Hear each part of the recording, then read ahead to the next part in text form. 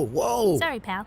Eddie! Jen, how's it going? What you got there? I just came from the credit union, and look, they gave me this cool flip book. Jen? The animation is kind of lame, though. I don't think that's a flip book. The numbers in the corner get bigger, but that's pretty much it. Jen, I think that's your checkbook. Oh, that makes a lot more sense. See, here's the drawer information. That's you. The payee, or the recipient of the money, goes here. And your credit union, because it's the financial institution where the check can be presented for payment, is the drawee.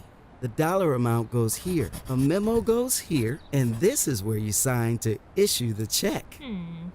Nice try. Checks have come a long way. The very first checks were written like letters. In the 1700s, the first printed checks were on special paper that you could only get at the bank. These checks featured fancy designs that were difficult to copy and made forgeries easy to spot. That's actually where the word itself comes from, checking for forgery. Huh. Should I be worried if my checks look kind of simple? Nope. Your checks have other security features. Microprinting, check numbers, and even basic things like writing out the dollar amount help protect you from check fraud. What about these numbers down here? Those numbers identify your financial institution, your account number, and your check number. They make it possible for checks to be read and sorted by machine.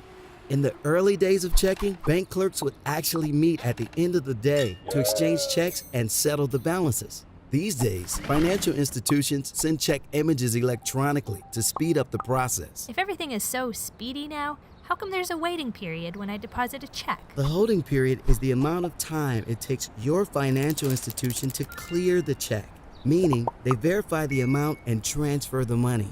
It can vary from a couple of days to a week or more, depending on the financial institution. If there are insufficient funds to complete the transfer, the check bounces.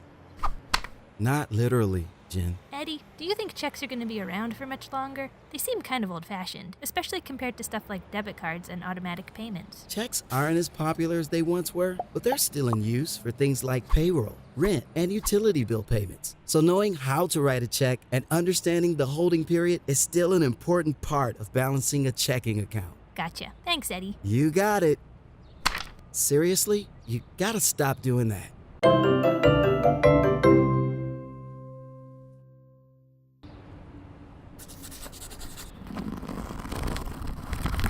Awesome.